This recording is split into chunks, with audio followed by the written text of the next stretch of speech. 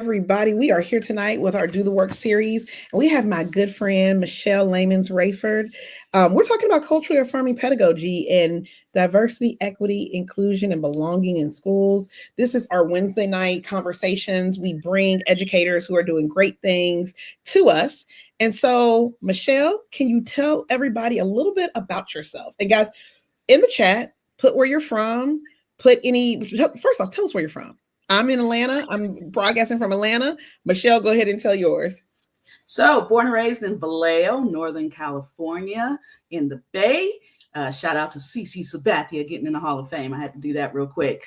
And I teach in Pinole Valley High School in the West Contra Costa Unified School District, as well as Solano College. But once again, born and raised in Vallejo, went to Sac State.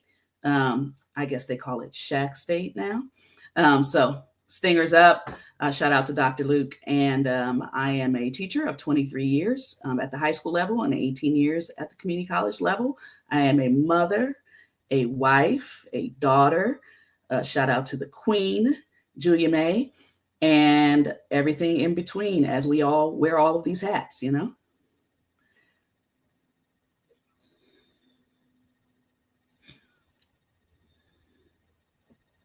We're 5 years post-COVID, and I couldn't come off mute. Yeah, this is ridiculous. We're 5 years post-COVID.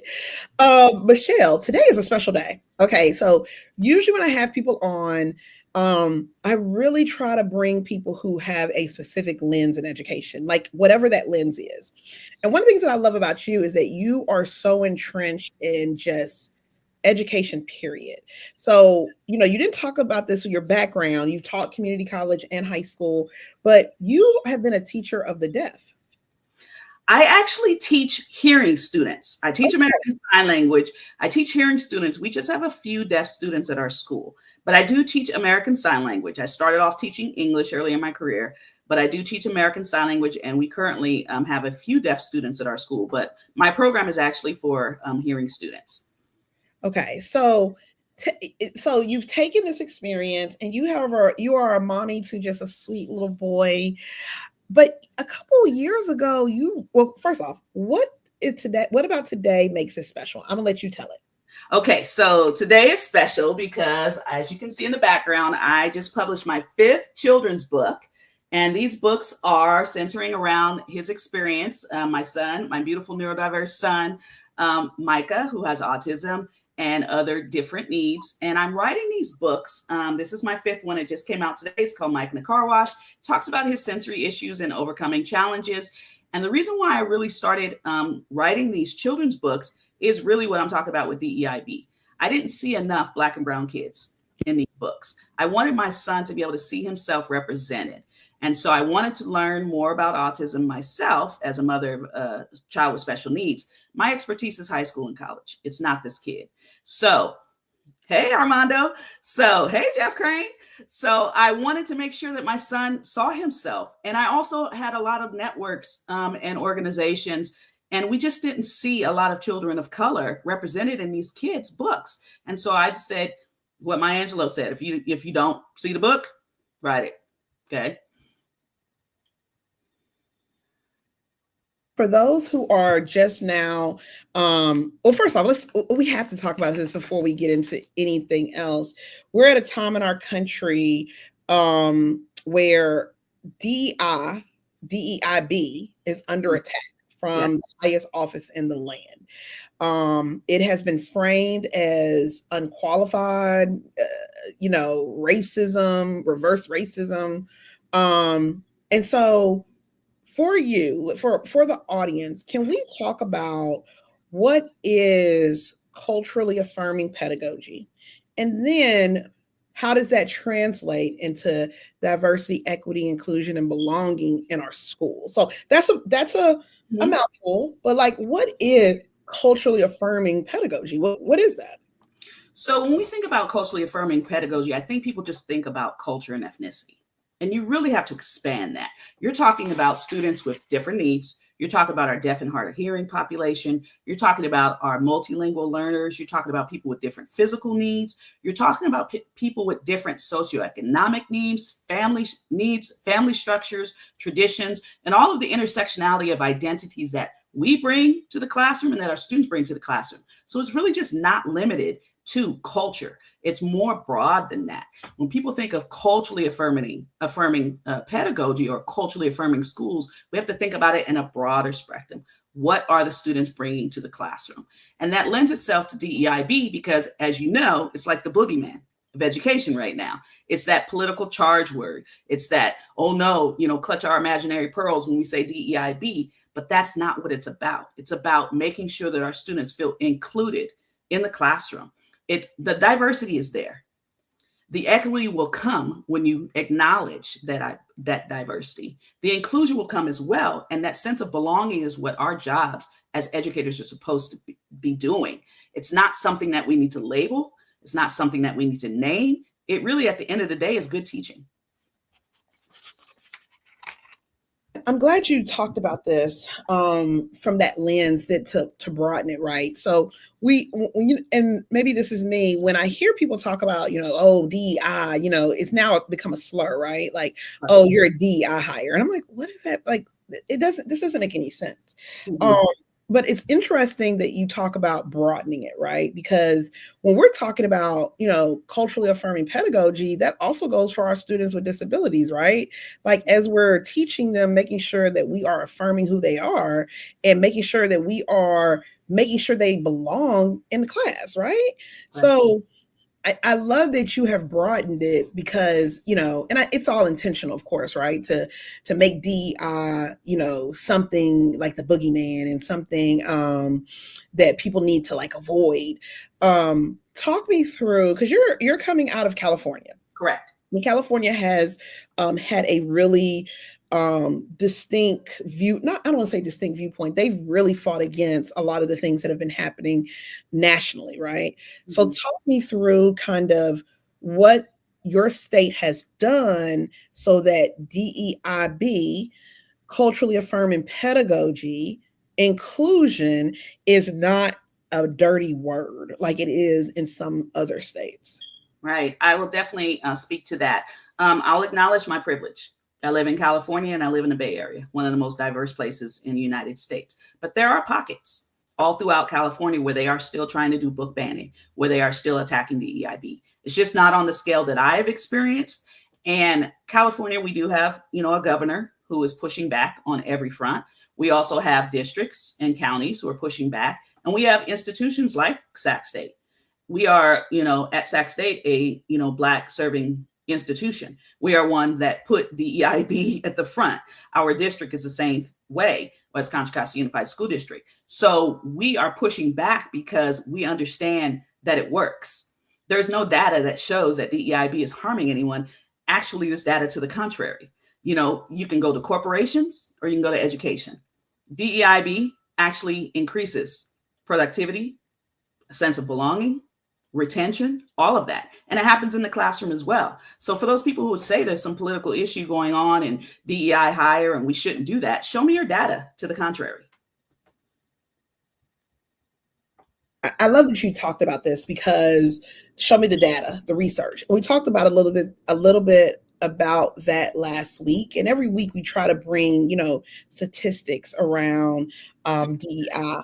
What are as you, because you're a researcher also, so you are I'm not just a teacher, and just a teacher is enough, but you are a researcher, and you have written extensively on a lot of these experiences.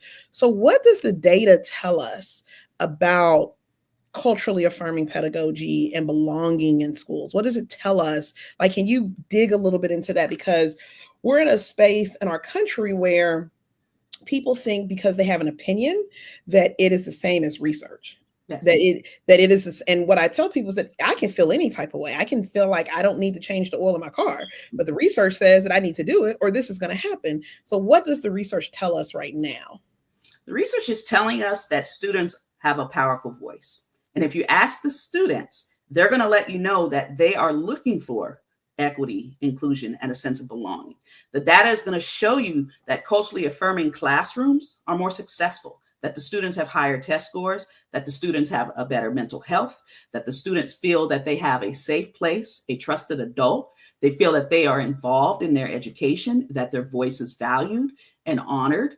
And that's something that the data is going to show. So when you look at surveys, when you look at things that are going to give you actual concrete percentages, if you're looking at a culturally affirming classroom or culturally affirming district or program or pedagogy, it's going to show you that you're going to have a better success rate. You're going to have better inclusion. The students are going to let you know that. And so if we look to our students to let us know as well as the data and the research, you're going to see the benefits of DEIB, hands down.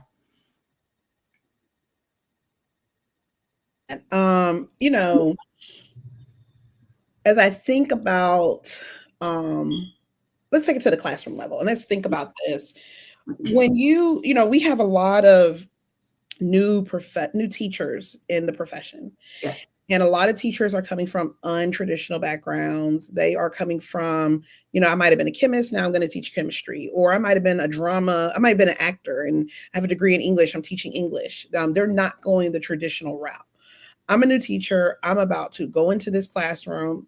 How do you get teachers ready, get them primed so that they are able to do this work? Because as a new teacher, if I was listening to this, I'd be like, yeah, I think that's important, but I need to get my kids to be able to focus. I can't get them, I'm struggling with the content or, just anything. So talk us through how do you even prompt teachers to get ready for this? Well, thanks for that question. I also work with new teachers. I work with new teachers at the site level. I also am a product, just like your guest last week, of Teach Plus. I work with California Education Diversity Action Network. I work with Above and Beyond. So I work with new teachers and I mentor new teachers. When you are first coming into classroom, you have to establish that rapport. And one of the best ways to establish that rapport is to figure out who your students are. Okay. So when you're figuring out who your students are, I'm going back to that student voice. They're going to tell you who they are, how they learn. Okay. They're going to give you a lot of information. If you're talking curriculum specific, let us not forget that there are AI abilities out there. There's AI technology that a lot of new teachers, they're going through their programs and they're learning about AI. Okay. Don't be afraid to use it, especially us veteran teachers, multiple decades in the game. Tap into what you're learning in credential, tap into the AI resources, tap into the veteran teachers as well as the early career teachers. Collaborate. How can I do this specifically in my curriculum? If you're dealing with a subject, you're like math and science, how can I do this? Think about diversifying your curriculum. Is there a math person out there? Is there a scientist out there? I actually did that recently. I have an alumni who's a scientist and he works with NASA. He's a Black kid. I bring him in, I have him talk to the students so they can see it's not just about American Sign Language or English or what I'm teaching them. It's about this is what you can be. I have another colleague. He's a Black mathematician. He has a wonderful, incredible story coming from Compton, working in Compton. Actually, I wrote about him a little bit. His story is from South Central to Stanford. Okay, he does spoken word. He's a Black male. Okay, I'm looking at my Latinx. I want someone to come in there. I have another person from Laotian person who comes in. I have somebody from diverse backgrounds, the alumni, tapping into them. But going back to what you said about new teachers and their curriculum, what can you look to in your curriculum that is going to diversify it? And if you can't find it, ask the kids. I'll give you one example. When I was teaching English, I had this culturally relevant poetry project, and I got stuck. And I had to do a little bit of metacognition to realize I got stuck in Black, Asian, Latino, white. And I just thought everything was diverse. But what I did was I wanted to change how I just was in this box, in this canon. So I told the students they couldn't have any Black Americans or white Americans when they study. And that's when I realized I was really pigeonholing myself and the students. That's when I had the Nigerian poets, the Mien poet, the Cuban poet, the Sri Lankan poet, all of these ethnicities and diversities that I was missing. Okay. I was stuck studying Asian poets from China, Japan, just a lay regular, right? Black Americans. I did not even think about Haitian poets, things like that. But the students, once they did the research and I told them they couldn't use Black Americans and they couldn't use white Americans, they taught me to get out of my own way and pigeonholing my stuff. So the reason why I say that is if you're a new teacher, and you're saying my curriculum is not diverse enough, put some project together or some assignment together where the students have to do research themselves, put some parameters on it, and watch it blossom. That really is speaking to like the curiosity of learning, right? Because I've done that. I can remember having students like do these end of the year big projects, and they were able to pick what they wanted to do. And I remember kids being like, I want to talk about legalizing marijuana. And I'm like, I want us to think a little bit deeper, or just like telling them like, you can't research about this, but you can do this, and putting these things, and the kids' minds opening up, but it activates a curiosity in them, right? And they're now looking for, okay, so I didn't know this. Did you know this? I didn't know that. As a teacher listening to this, they're saying, yeah, you know what, I can do that, but that feels big. It feels like a lot. What are those manageable like chunks? So like tomorrow, a teacher's watching this from California, Georgia. I see somebody here from, maybe, is this India? I'm on YouTube. I think this is India. But they're watching this and they're saying, you know what? I agree with everything she said. I think like I love, this is my jam. What can they do tomorrow that kind of gets them in that small chunk of moving towards it? Moving towards DEIB, the small little chunks, one could be closed caption your videos. I cannot harp on that enough. Please close caption all videos, not necessarily relying on YouTube, because we know that's just inaccurate, but caption all of your videos, transcript your videos. And if you have a high population of Latino, Latinx, Black Latinx students, and you know that they speak another language like Spanish, caption in Spanish. There are things that will caption in English and caption in Spanish. What ways can I reach these students?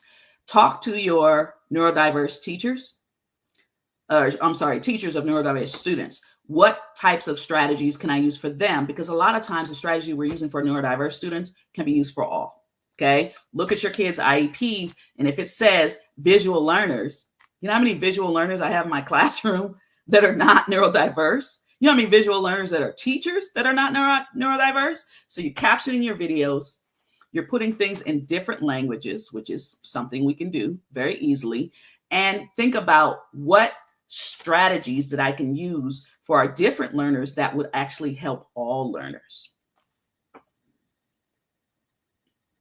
I love that. I love that you talk, I mean, those little things, right? Like closed caption. And, that's such a small thing. Even now, if you're watching on YouTube, you can do closed caption. But that's something that I'm like, you know what, for our next thing next week, I need to make sure that we have closed caption on here. Of course, we do it when we republish the videos, but that's in the present, like people deserve. Right. You talk about those IEPs, pulling out those IEPs, looking at how kids learn differently. Those are big things. So I love that. I think that gives people like, okay, this is what I can do tomorrow. Right. We're at a phase in our country where people are going to say, yeah, but Michele is in California. She can do this. I'm in Mississippi. I'm in Arkansas. I'm in Georgia.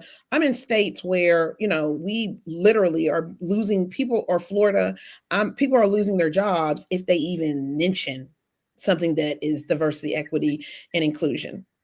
So what advice do you have for educators who are doing this work in schools where it's politically hostile, right? Or just straight up resistant? And again, because we talked about this at the beginning, that, culturally affirming it's more than what the pundits on TV are saying DEI is. So how do you address pushback and, resistance of that?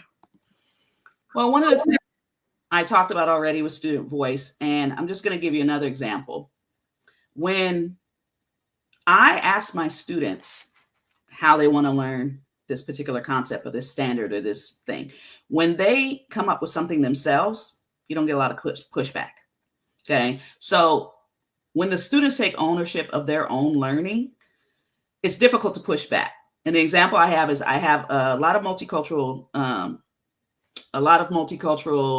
clubs that I have. One of them is Native American Student Union. So the Native American Student Union found out, as well as Forensic Speech and Debate, hey, Sheila on the East Coast, she was part of this group, that we didn't have Indigenous Peoples Day on our academic calendar. and all the surrounding cities did. So they became the catalyst for this movement. They decided that they wanted to research. They decided that they wanted to go in front of the school board. They decided they wanted to go in front of the city. And now we have Indigenous Peoples Day on the academic calendar. This has also burgeoned into something where they are meeting with the city of Panola to rename a location in the city. So it is something where they have become activists themselves. Okay. When you have a student who's saying something that they want to learn, it's much harder to silence a student. We can go back to the Tennessee Three. That started with a movement on gun control, right? It was thousands of students. And then, what's his name? Justin, the two Justin Pearson and Justin Jones, they, lent their voice and their advocacy to that movement, but it was student led. So if students decide they want to amplify DEIB, it's very difficult to tell a kid no. So if it's not coming from the teacher and they're saying, hey, I'm trying to teach this, in my case, metaphor, simile, hyperbole, which is in the standards, right? And they come up with the project. Well, how am I perpetuating or imposing or whatever you think I'm doing with DEIB? This came from the students, right? There's something about student voice, student choice, and students taking ownership of their own learning, even in a place that is not embracing it. The students came up with this. So you tell that student that they can't learn this. You tell that student that they, can't read this book. When I think, when students are having a choice of books that they want to read, it may not be in a school library, it may not be in a district library, but if they bring it from home, what are you going to do about it? Okay. I love that you brought in like student voice, right? Student voice agency, because you're right. People are not going to, people are less likely to call out a student than an adult. And, that it gives me hope that kids will have the tools to do this, right? Because so many of our kids, I think they're just now realizing like the impact of a lot of the things happening nationally, how it's impacting them in day-to-day school. As we're talking about this, and we just talked about, the schools and what you can do. Talk me through, as a researcher, as a practitioner, about how you respond to the narrative around DEI efforts that it's divisive or unnecessary. Because I can think, at the educators room, we definitely get people who've been teachers who are like, this is DEI and it's divisive, and they use the rhetoric. And I'm like, but why? Questioning it.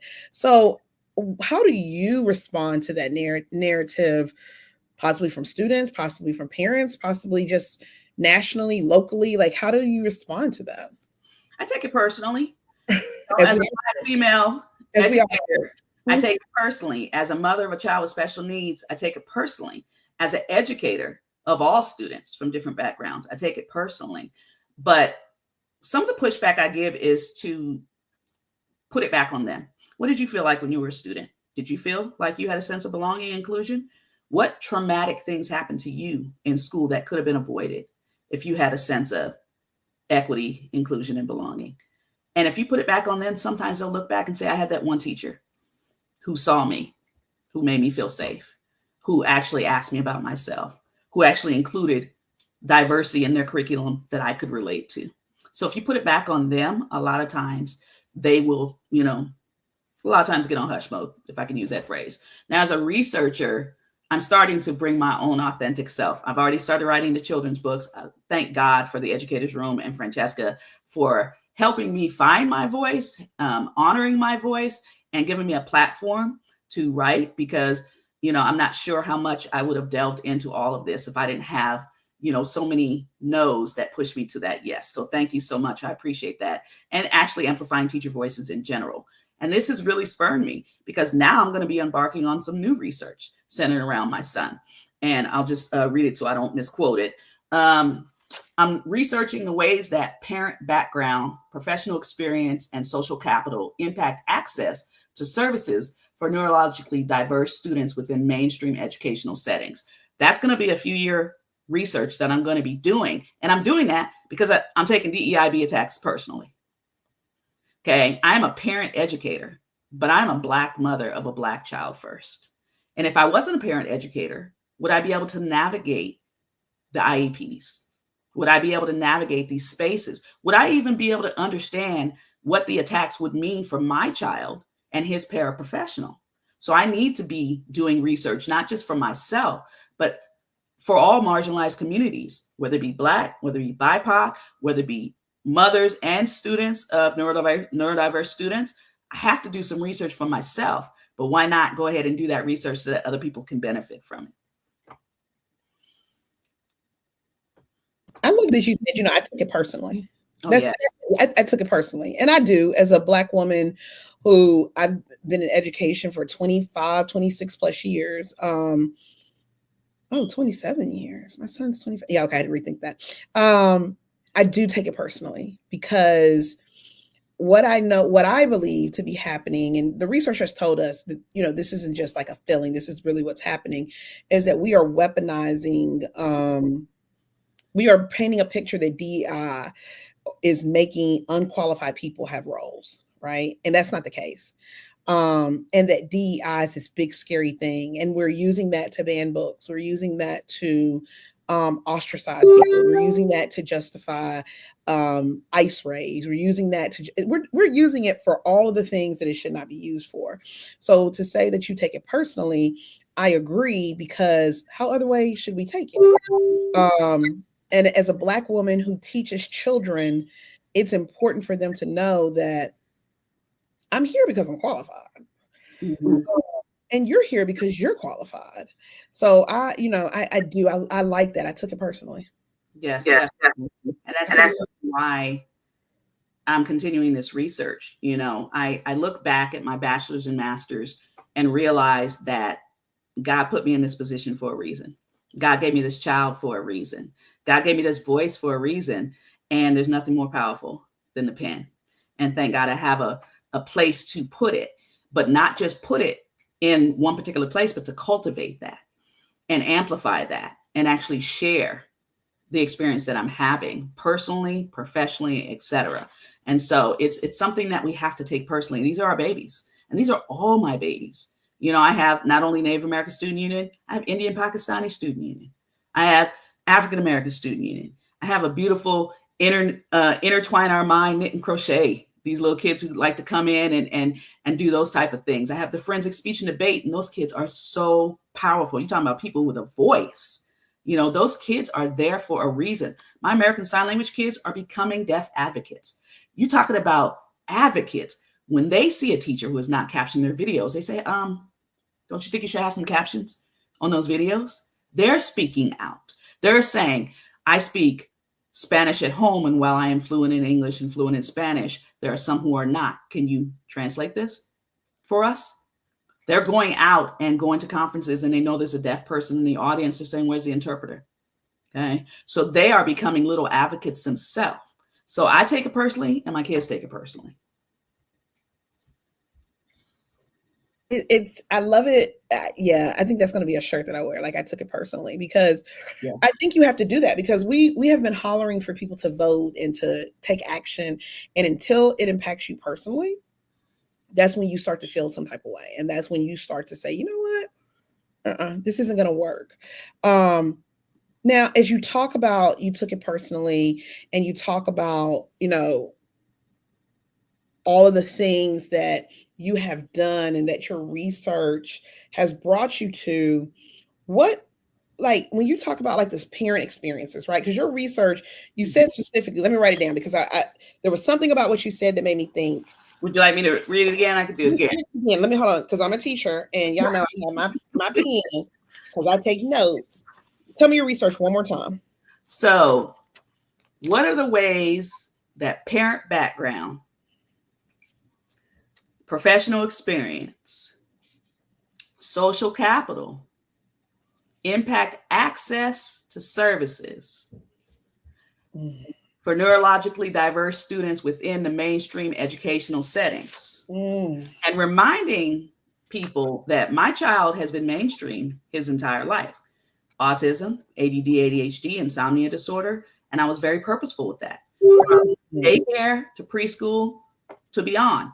And I'm not sure if he's the only one who's been fully mainstreamed at his elementary school, but he was going to continue to be mainstream. He does have a one-on-one all day professional.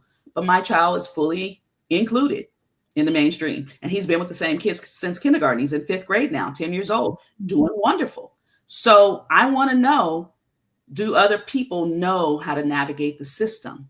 And how does your background, your professional knowledge, your profession in general, your socioeconomic background, your knowledge of whatever, all that you bring as a parent, how does that influence how you navigate the system? Because I'm privileged. I'm in education spaces. I could call one of my SPED friends. Okay. I can do some of the research, jumping on social media, looking at groups that are set up for us. But does everyone have that opportunity? Does everyone have a 2-parent household? Does everyone have the wherewithal to have full benefits so that their kids can get all of the therapy that they need?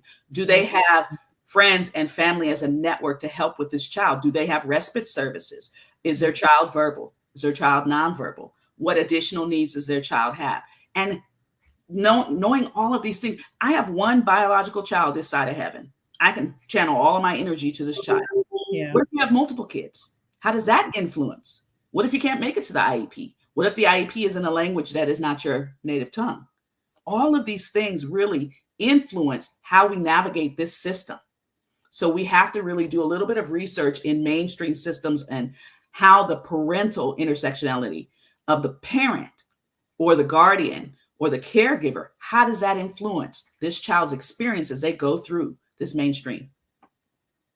Listen, I can't wait until you get into your collection stage, because this is so fascinating. Because if I think social capital, if I think experience, if I think professional background, if I think those things, that is something that influences. I mean, that is a mouthful, because I mean, I believe, I know you got to go through the research, but I believe all of those things position parents differently, right? Absolutely. And that's not even taking, it's taking into account, your socioeconomic background, but it doesn't have to, right? Mhm. So all of these things, I think this is going to be groundbreaking research, because I feel like it's going to examine the layers. There's layers to it, right? So how do I teach a parent whose child has been newly diagnosed how to use your social capital?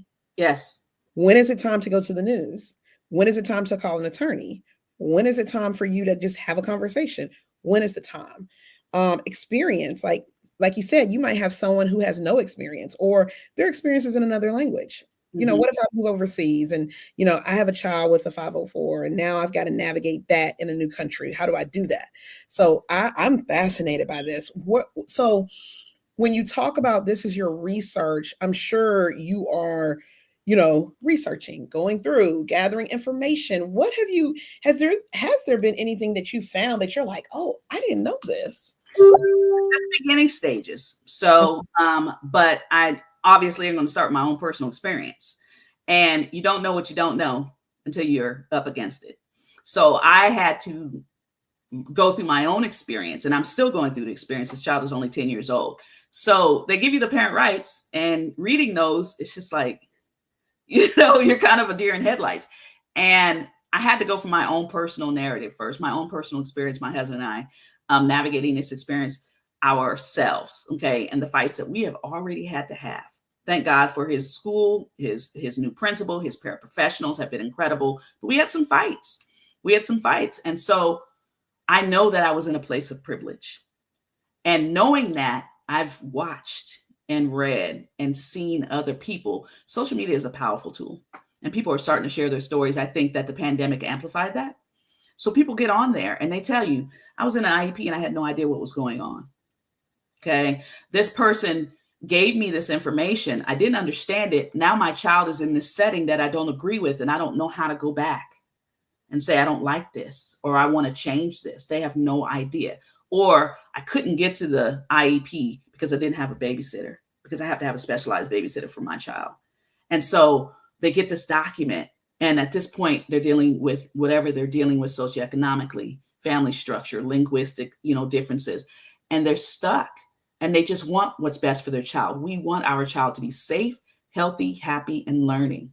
And if we're not provided with the opportunities to understand what is going on with our child, how can we navigate the system? So that's what I've learned so far, is that there are a lot of people out there that are doing the best that they can with what they have. But if they knew more, the system would be challenged a lot more. And the other thing I learned is, I think I wrote about this in one of the articles for you is that there's a lot of policy and laws that are already on the books that are not being followed.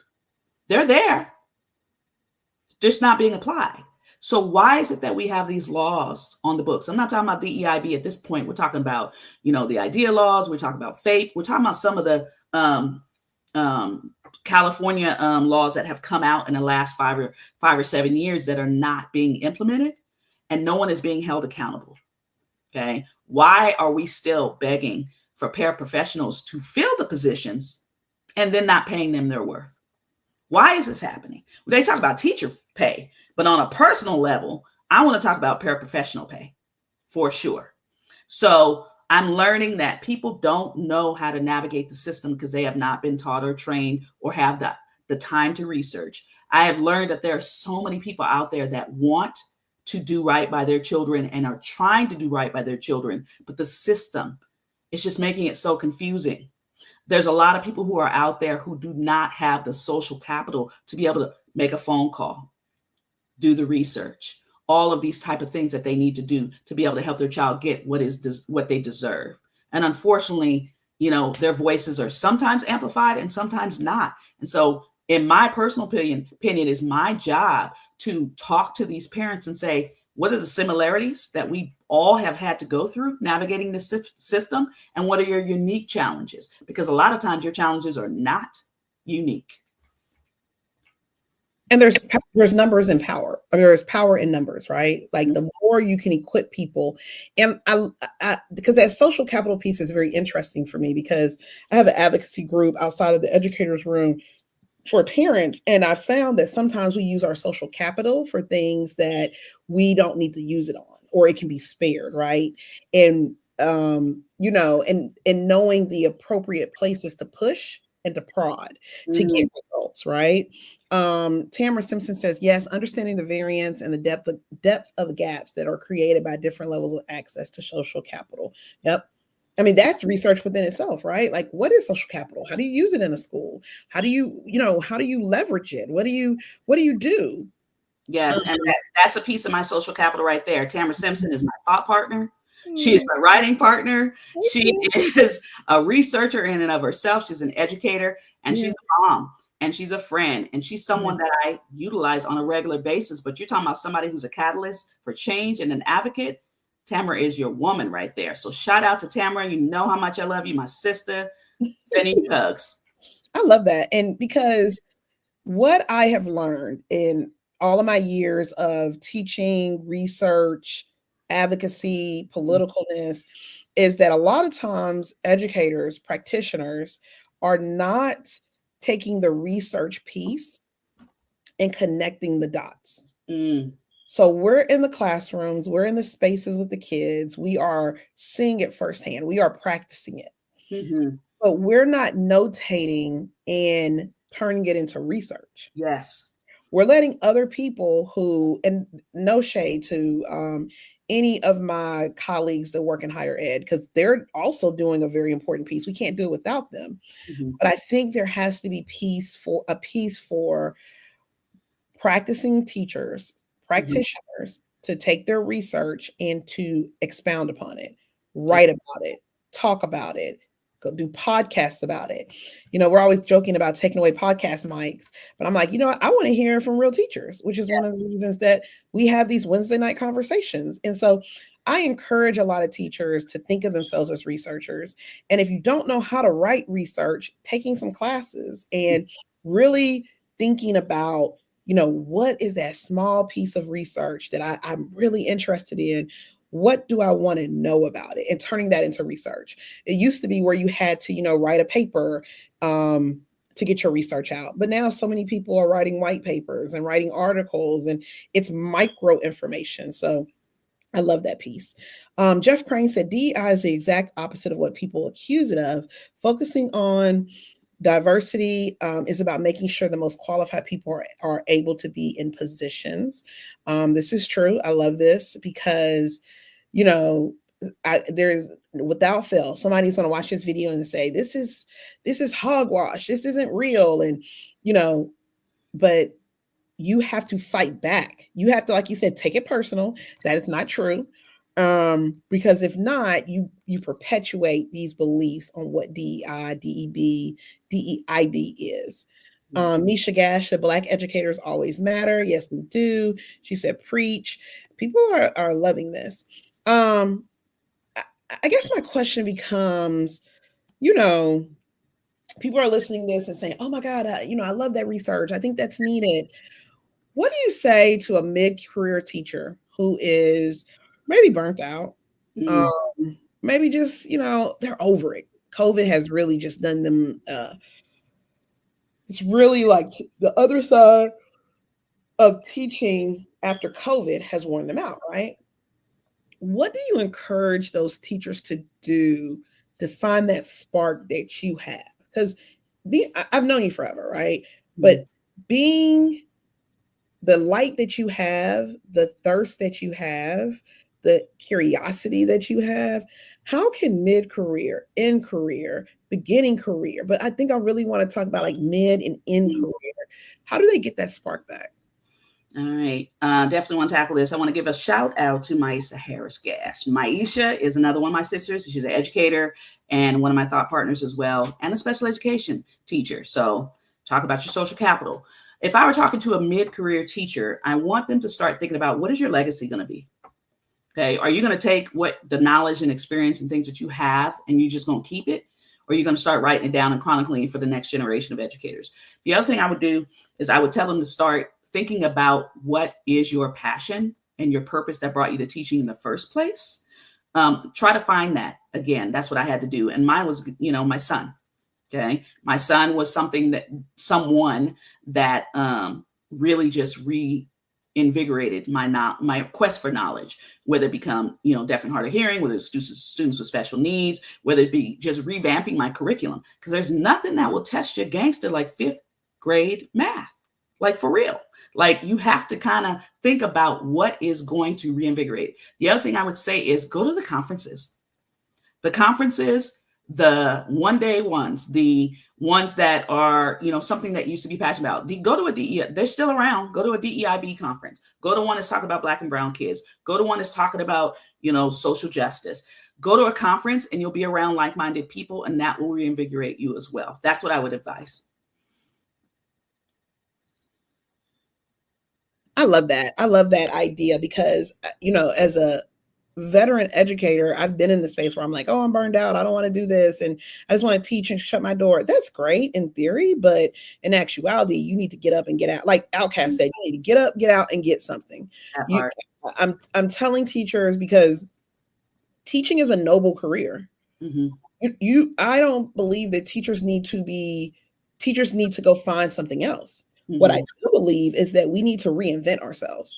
So if you're super passionate about special education, one of the first things I ask is, well, have you written anything about it? That part. Maybe for the educators, I'm like, have you written anything about it? Do you have a podcast? Are you listening to podcasts? What are you doing to expand your knowledge out of your classroom? And when I first started saying this like 10, 15 years ago, when I started the educator room, people were offended. Like, I don't have time.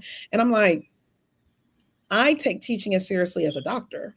So if I go to my doctor and he tells me that I'm not reading enough, like if he tells me he doesn't read anything about weight loss or about high blood pressure, I'm gonna be like, what kind of doctor are you?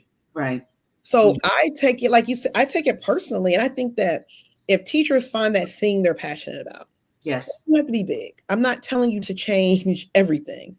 You might say, you know what, I'm a PE teacher. And we used to have a PE teacher that wrote for us, and he was really interested in national policy around physical education and obesity rate. And that is what he went to conferences to learn about. That's what he went to conferences to present about. That's what he wrote about. And it invigorated him.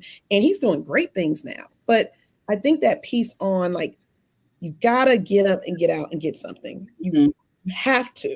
As an educator, if you are listening to what Michele is saying and you're agreeing with it, or you're saying, you know what, I don't know if I believe this, what are you doing to spark that learning?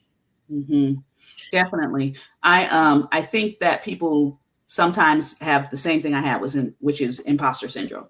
What if my writing is not good enough? What if no one is interested? It's your story and nobody can tell it like you. And you need to get your story out there, because the early career teachers need to know, how can they stay in education. The veterans need to know, how am I going to continue and get to that retirement? The mid ones need to know, how could I get that spark back? But your story is your story, and you got to tell it.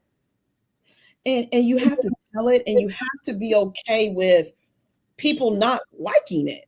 So, and I tell this story all the time. I started the Educator's Room in 2012, and I remember I was teaching out of high school. I had left Memphis City schools and I was working in the Atlanta area. And I remember going to my colleagues and being like, I want to create a space for us to really talk about things. And all of my colleagues told me no. They were like, no, I don't want to do that. Like, why would I do that? If I had listened to them, I wouldn't be where I'm at today.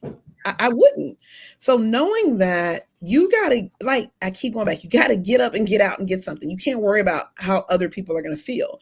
Jamila said that, she said, we as the like-minded must saturate the entire system. We can no longer whisper, yell, and keep yelling. Those who can't handle it will listen or leave. You have to. And I tell teachers this, I'm like, you've got to find that thing that keeps you up at night, but keeps you curious. And you got to focus on that. You stay in your lane. Once you stay in your lane, everything else will come. So I like that. And I like what Jamila said about saturating the system. Yes, Jamila Smith-Folds, board member extraordinaire. And this is part of your circle. This is part of my circle. This is a community. We have educators, we have executive directors, we have board members, we have former students, alumni at Howard University on the East Coast, West Coast, everywhere. This is your community. Okay. These are the people who are yelling, who are not whispering. So they could say the EIB is under attack, but look at all the people pushing back. And it's refreshing, right? Because if you get around people who, and there are people in all professions, so just be like, listen, I just do what I'm told. That's not living, right? Every day when you told me, friend, I'm about to write all these books, I was like, do it. What you need me to help? Because that is keeping your mind in a place where you are continually learning and you're continually figuring out what's next. So yeah, I think that's so important. And I don't know, sometimes we're in a space where it's become popular for people to talk about how much they hate teaching. And it bothers me. Not because you can't hate your job. I think that is a normal American thing, right? But it bothers me because we've made teaching a dumping ground. Like I feel like I'm gonna say people have made it a dumping ground to see who hates it the most. You got to change it. Like change the narrative. You got to change the narrative, and then if you don't like it, what are you going to do to change it? I ran for school board and won. So what's the next person to do? Write an opinion piece. You got to, because I know people who in 2012 who were complaining about all the things in education, and it's 2025 and they're still at the same school, or maybe a little bit different, but they're still complaining about the same things. And I'm like, unacceptable. Solutions. Where are your solutions? And what are you doing? Like, solutions, but what are you doing to work towards getting past the dislike? Because I can say I hate something all day long. I can be like, I hate that. But if I'm still in that situation years later, that's more about me. Say it. Yes, you have much more power in your own house, but you have no idea how that house can create systemic change. It starts in my classroom. Now I'm going beyond the classroom. And here we are, in social media world. How do you create impact that ripples through the system? And if you're sitting there complaining about it, that complaining is just going to stay in that classroom and reverberate through those walls. You have to figure out a way to have impact. You do. And I think that, as I've always talked about this, like going and teaching a college level class to educators, like I'm going to speak this into existence. I really want to do a college class, whether it's virtual or in person. And I want to talk to them about that systems change, like using your social capital as a teacher to enact systems change. And not so much of, it's more than about writing about it. It's about, becoming a researcher. It's about doing conferences. And it's not on the lens of, and you can do this, like I don't have to see anything wrong with it. It's not so much on a lens for you to leave education, but it's on a lens for you to sustain and for you to make sure that you are pushing what the next phase of education is going to look like.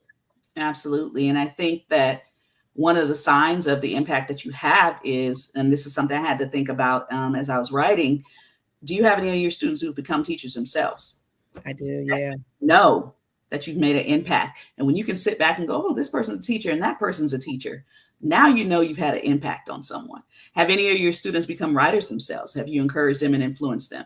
Have they gone on to, write about or research education for themselves? Have they documented their own stories? What kind of impact have you had on the students and teachers? Because we have teachers all the time that come to us and they complain. Did you do something to join the complaint party, or did you encourage them and become a mentor or a colleague that's going to help keep them in education? What are you doing personally? Yeah.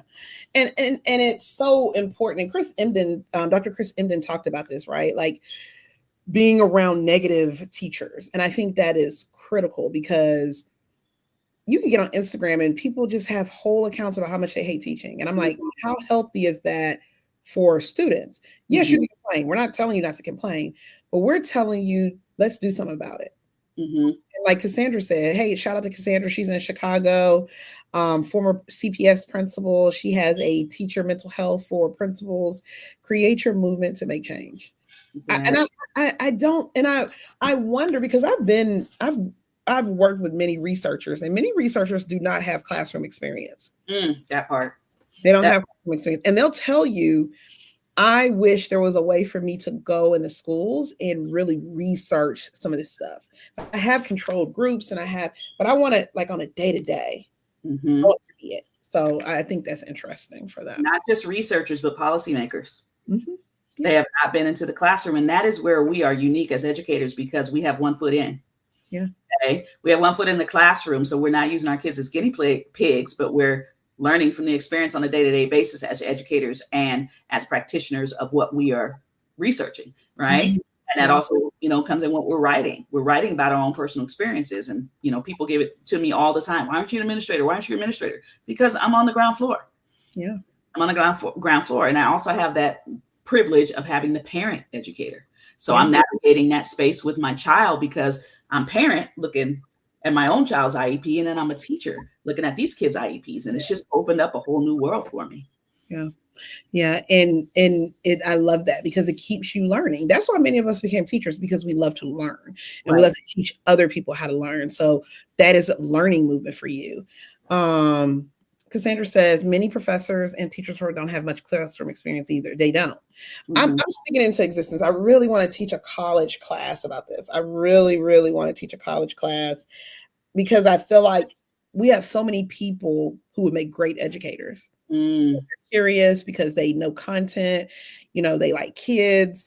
And I think a lot of them are turned off by where education is today. And so, or a policymaker, right?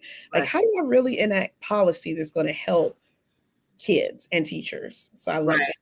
I think we need to move beyond theory into practicality and action. Something that is going to be put into action, something that we can actually.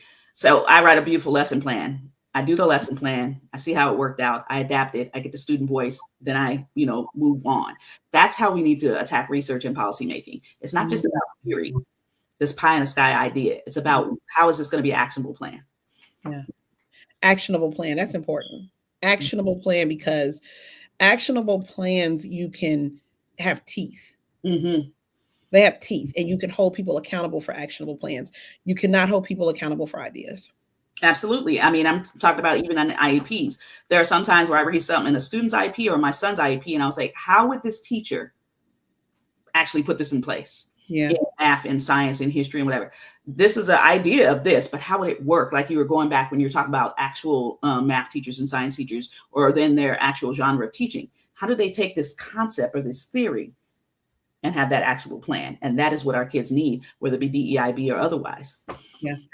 Yeah. And I think that's critical, because again, we're talking about changing education.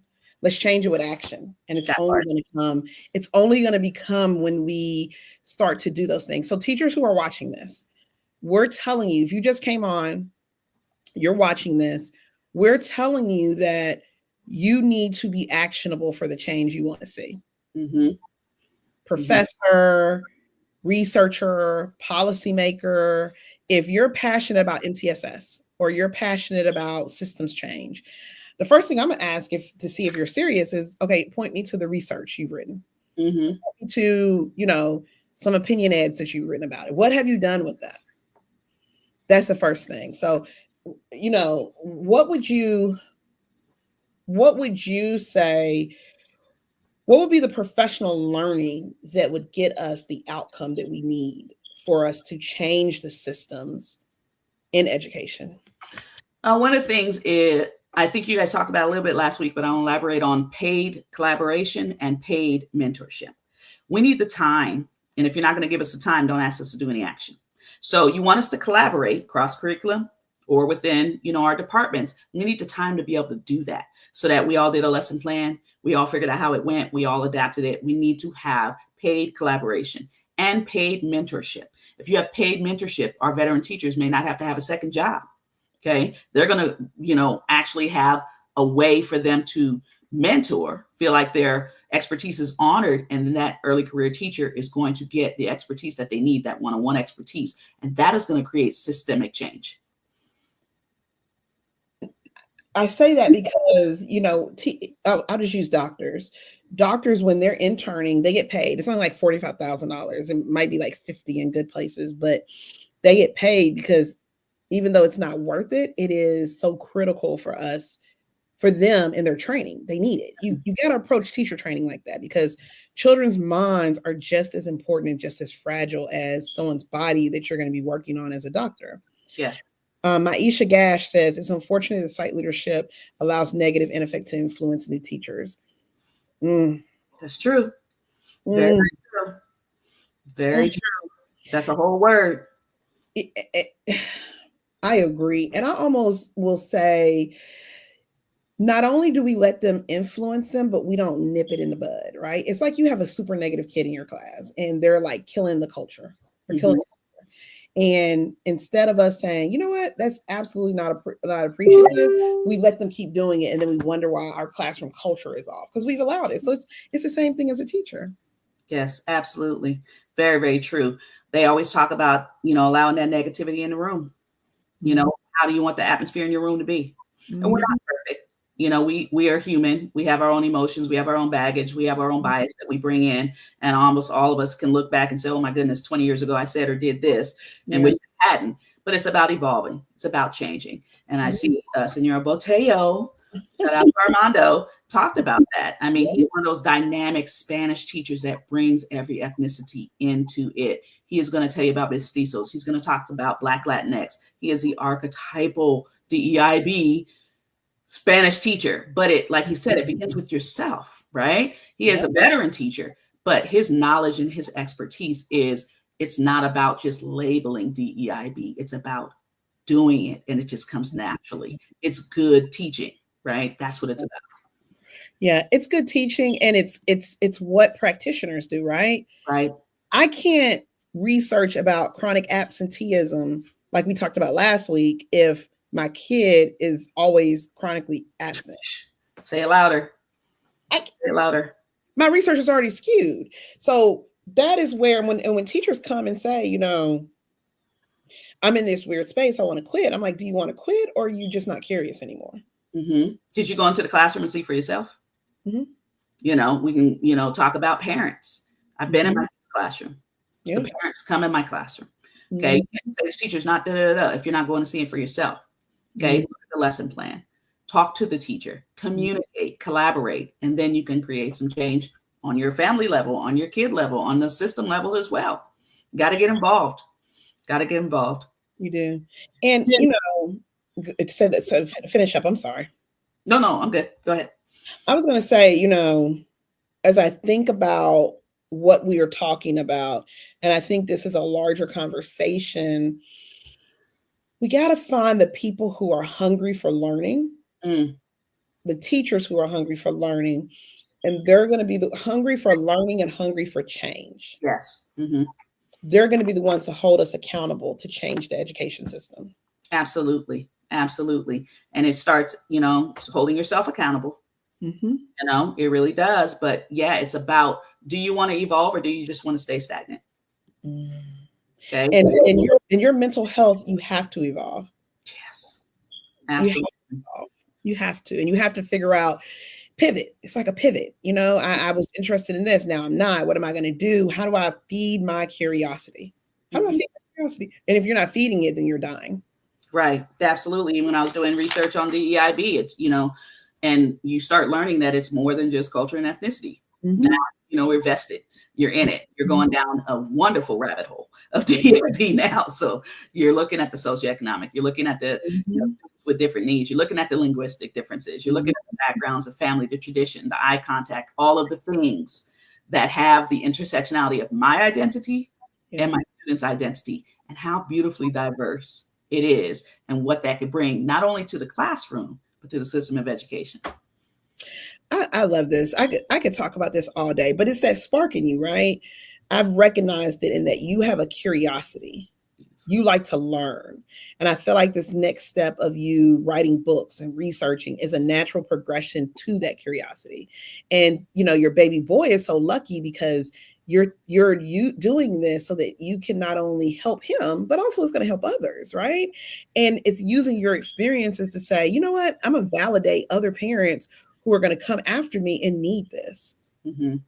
I mean, think about all the tests and trials that, parents of children with special needs go through, and it has to be for a purpose. Yeah. And my purpose is to become an advocate and to be a researcher and to actually amplify his voice and the marginalized voices. And I have to document it because I think you guys talked about it a little bit last week. Research is permanent. It's forever. And it's just going to be there forever. And so why not? I was telling somebody that I said, we have an administration where, they want to erase history. Mm-hmm. The research, when Hitler invaded countries, he burned books, he got rid of research, but there were people who would die. They would die rather than give over their research. Mm-hmm. So you got to remember that in the grand scheme of things, research is forever. Yes. Writing is forever if you memorialize it. So I think at this time where history is being erased, where books are being taken off shelves, it is our duty for our kids 30 years from now to say, no, my mom did this, or no, I know this because of this. That's going to make the difference. Absolutely. Totally agree. So I have to ask you this question. This is our last question of the night. Well, first off, let me pause. Was there anything you wanted to talk about tonight that we didn't get to? Anything you're like, I gotta say this. I need to say this. No, I mean, I think I'm like you. I can go on all day. We could have part 2, 3, and 4 and just have a conversation and have people get on and I could talk about it all day. So I will acquiesce to the time and go ahead and let it go because I'll talk all night about it. Okay, so you are now the Secretary of Education. Okay. You have spent years of research, classroom, and the new president has said, you know what, we want her to be the Secretary of Education. You have an unlimited budget. You have unlimited research. You have unlimited policy change. You are the head education person. What are you doing in the first 60 days? Okay, so you said unlimited budget. Unlimited. Okay. So what I would do is I would establish some after-school programs. And the after-school programs have to be very, very intentional and purposeful. They have to be ones that provide transportation because we have a problem. They have to provide childcare, obviously. They have to provide tutoring services so that we can level the playing field of those who get tutored and those who don't. They have to provide paraprofessionals for our students with different needs. They have to provide sign language interpreters, so our deaf and hard of hearing people. They have to provide food for food inequity. And this have to be a rigorous, multicultural, diverse, culturally affirming after-school program with multilingual learner teachers. Okay, those ELL teachers. We have to have SPED teachers. We have to have the paraprofessionals. We have to have the transportation, the food, the tutors, all of the things after school, because that is what parents need and that is what kids need. Some kids get that and some kids don't. We literally have deaf and hard of hearing students going home and have no access to American Sign Language in their households. We have students going home with work that is in English, but their parents speak a different language. We have students who are staying after school 30, 45 an hour, but they have nowhere to go because they have to wait for their parents to get off work. We have people who have food inequity. They have breakfast, they have lunch, but what if we provided food for them after school? So I would have very rigorous DEIB, if you want to call it, equitable after-school programs that provide food, tutoring, all the differentiation that the students need, and transportation. And that will be established at multiple schools in multiple districts, not just rural, urban, suburban, so that we can level the playing field of students' access to education, and so that we can help parents with childcare and we can help the students with tutoring. But it has to be equal access and accessibility for all of the things that encompass DEIB. Address their socioeconomic issues, address their linguistic issues, address their struggling learners, those kids who don't have IEPs, but they're just struggling learners, address the linguistic differences. Okay, all of these things have to be addressed in a very rigorous, multicultural, culturally affirming after-school program. And if we're going to have our paraprofessionals there, pay them. If we're going to have our teachers there, pay them overtime. Okay, and have the buses ready. Take them home. Show me the money. Go ahead. No, go ahead. Show me the money, because I'm ready. And one more thing, I'll add one more thing. When we set up these programs, we want to have equity walks so that we are making sure that they are run to fruition. Okay, Yeah. we have some accountability. And the second thing, we want to make sure that we have, what was I thinking? A grant writer, if we needed it. Say this wasn't endless money, because we know what happened with the COVID money, so we can have sustainability. I love it. It's been so good to talk to you. We haven't talked in a while, and it's always flows so natural. And I think it's because you're such a light. Thank you. It's a light. Just like, okay, so number one, where can people buy your books? Let's talk a little bit about them. So hold them up. What the book is about, where people can get them, how can people connect to you? So this is Education Pandemic, Chronicles of a Black Teacher in America. Very purposeful. Let me talk about my DEIB shirt that I will wear out all day, every day. Ask me about it. I'm ready. I have 5 children's books that are out. They are all available on Amazon and Barnes & Noble. Google my name. They'll all come up. Michele Lamons-Raiford. And all of my handles are on my website, which is amplifyourvoices.net. And so you can contact me on Instagram, on Facebook, on LinkedIn, on Threads, on Blue Sky. All of these social media handles are on my website, amplifyourvoices.net. There's also links to all the books. Now, this one will get up there in a minute because it just came out fresh off the press today. Yeah, these are good books. I have the box that you sent me. And I think what I'm gonna do this year is, so if you look behind, I have all these books, right? And one of the things that I've been very purposeful for is a lot of times teachers don't have books about kids that look like them. So I'm going to take your books and I'm going to take them to my local elementary school. Oh, thank you so much. Actually, I'm going to put it in their library so it can be multiple people. Thank you so much. I appreciate that. I really appreciate that. Yeah. Guys, this is every Wednesday we bring educators to you. We talk through the hard topics and we just really have a dialogue that's not rooted in ego, a dialogue that's rooted in understanding and understanding and the love for the profession. Next week, we're going to talk about teacher shortages and retaining teachers, retaining educators from a researcher. And so we're going to dig deep into that. But thank you guys for joining us. I know it was kind of late on the East Coast. It's 10 o'clock here, but in Cali, it's 7 o'clock. So it's just 7 o'clock. So hopefully you guys, Michele, please leave before this goes off, can you leave your website and any Amazon links, especially to your authors page? We're going to put the end, but it's going to go on for about a minute. So you have time to do that. So we're going to do that. And I appreciate you so very much. As I misspell my own thing. Listen, it's okay. We're putting in a thing. Michele, thank you. And guys, look in the chat. She's going to put all her stuff in. All right.